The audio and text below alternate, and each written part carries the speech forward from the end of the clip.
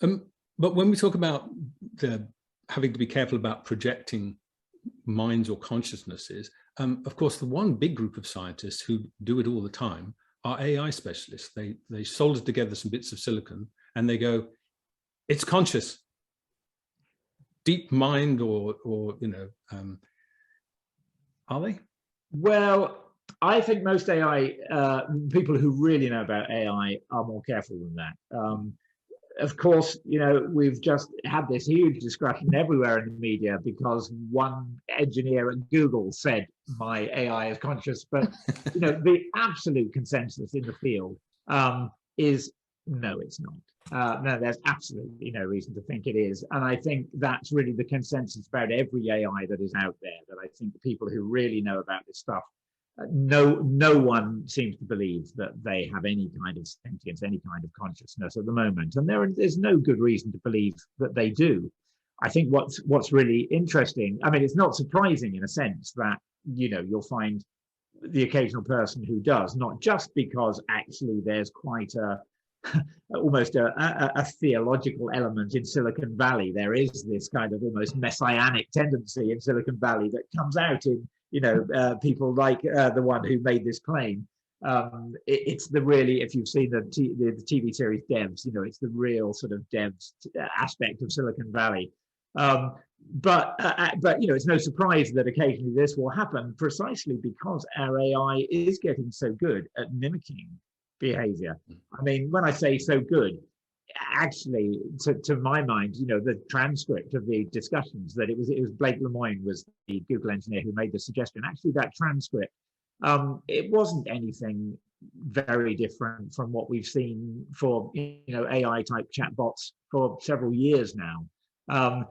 But it wasn't so different in the sense that actually bits of it are quite compelling. It is kind of spooky sometimes what they can come up with, but we know how they're doing it.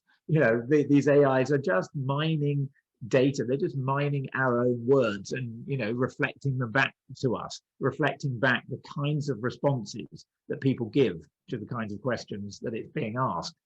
It's, to my mind, it's more extraordinary that we can get so far towards that sort of mimicry without any kind of mind at all to speak of. That is really striking and perhaps a little disturbing because what it suggests to us, what it shows to us, is that because we're quite easily fooled by this, we're already at the stage where we can be fooled into thinking that we're conversing with another mind when we're not. We're just conversing with with an algorithm that is good at shuffling words.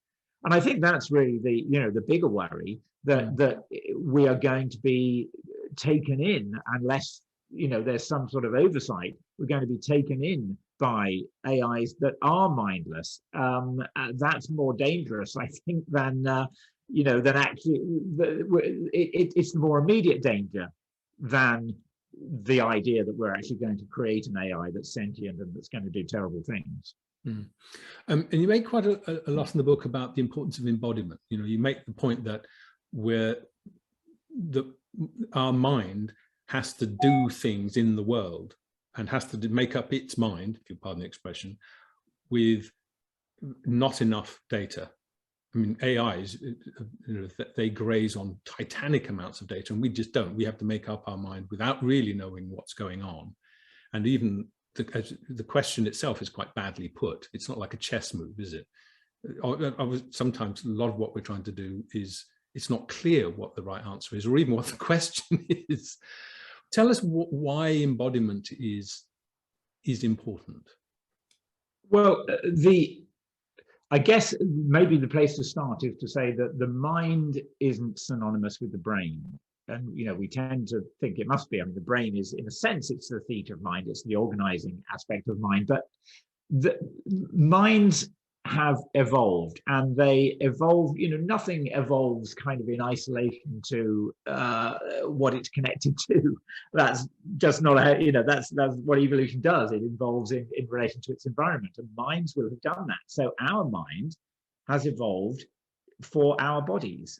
The minds of other creatures will be different largely to the degree that the creatures are different. They have different kinds of bodies, they have different kinds of sensory input. Like And your octopus.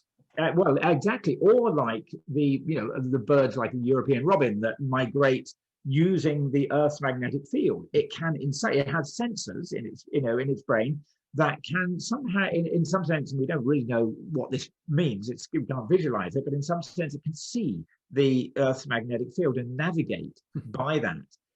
So it has that kind of mind that is, that's a very different aspect to ours. So the way in which a mind is embodied, is going to really shape the kinds of mind that come from it. And for example, the way our mind works is continuously making assumptions about what we can do in the world. So if you like, it assumes that it assumes the knowledge that we can get up. It assumes the knowledge that I can pick up this cup. The mind is geared to making decisions on the basis of that embodied capability that it's feeding. So it's in that sense really that minds are intimately linked to the kind of embodiment that we have. But they're also linked in other ways, in that the bodily experience that we have feeds into our neural processes. I mean, it's hormones, for example, in the body are constantly affecting the way that our neurotransmitters are working. They're affecting the way we make decisions, very, very literally and obviously. So there is the mind contains actually a kind of representation of the body and what the body is doing, and they're intimately linked in that way. And there is some suggestion, again, Anthony Damasio is one of the people who's made this suggestion, that the emotions are a part of that interaction between body and mind. Actually, the emotions that clearly emotions do respond to things like hormonal changes, and that the emotions, he thinks, are a part of the information that our brain is receiving about the physical state of our body, and that whole cluster of interactions is part of our mindedness. So yeah, I think that absolutely the way our minds work and the way they develop, evolution in evolutionary terms, and develop in terms of how we grow from infancy, it's intimately shaped by the fact that it's embodied in these particular bodies. Yes, there's a nice bit in the book where you say, look, there's the fallacy of the input-output model, that we just take information in and then the little algorithmic handle turns and out goes. And you say the mind is in a conversation with itself the whole time.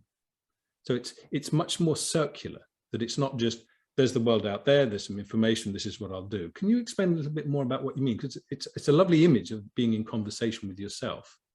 Yeah, well, in some sense, it's literally that, because the brain is modular.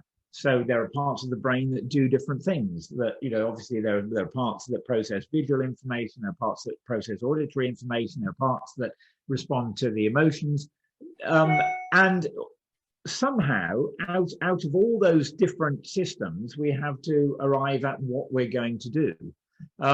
So there is, if you like, literally a conversation happening. And in fact, one of the theories of how consciousness arises sort of draws on this image of, there being various inputs from various different brain modules that come into what in this theory is called a global workspace, a kind of a center of attention, really. And it attends to all these different signals, somehow integrates them, and arrives at a decision about, okay, what is my experience at the moment? What is the world like, given all these things that I'm experiencing? And some of them may conflict. In fact, often they will conflict. And so we have to, the mind has to make a decision, because in the end, it needs to have a coherent picture of the world. If we lose that coherence, then we lose the ability to mind well. And in fact, some mental dysfunctions, some mental health conditions are related to that breakdown of the ability to create a coherent view from all these different inputs. So in that sense, whether or not that gives rise to consciousness or not is not clear, but it's certainly something that's happening in the mind because there are all these different inputs. But I think it's also the case that, as you say, what the mind is actually receiving from the world is so complex. We're actually having to filter out, even before we start that decision-making process of what to do or how to represent the world, we're filtering experience. And we're not just filtering stuff out, we're actually putting stuff in as well. This is the amazing thing about the mind that we just don't realize. I mean, there was one really striking experiment that I mentioned in the book, that a lot of the vision on the peripheries of our sight doesn't have color in it. It sounds so weird to think this, because of course we experience the world in full color. But if the experiment consisted of giving people virtual reality, simulators, and so that they could control how much color was actually coming in, and they could remove almost all of the color from the peripheral vision, and you just have a little bit in front of you. And nevertheless, the mind of the people in this experiment just put that color back in, making assumptions basically on what it was likely to be. And we're doing that all the time, not just with color, but with, we're not aware of blinking, for example. The mind just kind of creates a sense of continuity rather than the world constantly going black every so often.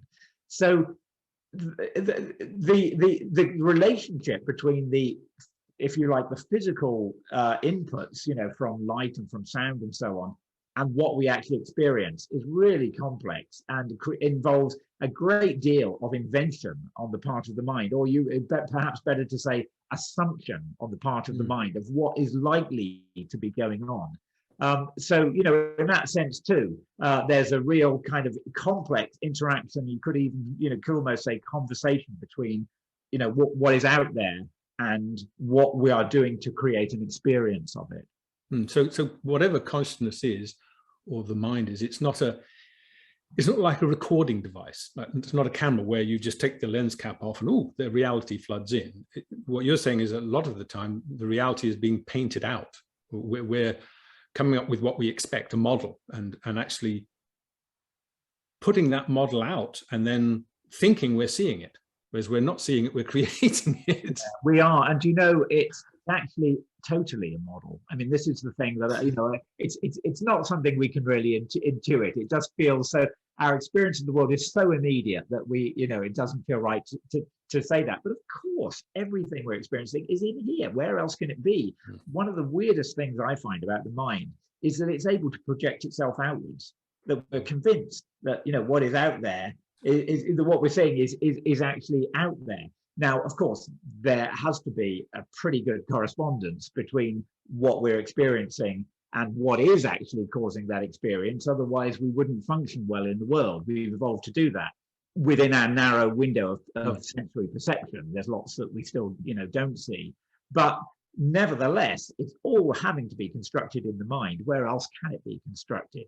And so it's in that sense really that some people talk about reality, or our perception really, as being a controlled hallucination. And, some people object, saying, well, are you saying that nothing is real, it's all an illusion? But no, it's not that. It's just that it is a construct, of necessity. It's a construct. And we just have to hope that it corresponds well enough to the world out there for us to be able to navigate the world. And clearly, on the whole, it does. But when we have breakdowns, with hallucinogenic drugs or with, mental dysfunctions, that's really when it becomes clear that actually we can't take it for granted that what is out there is going to stay so nicely pinned to what we experience. Yeah, I think we all get that feeling when we go and vote, because we think, I know what's going to happen now because I voted for it. And then something completely different happens. And you think, well, I wasn't expecting that. Yeah, I'm used to that feeling for sure. Let's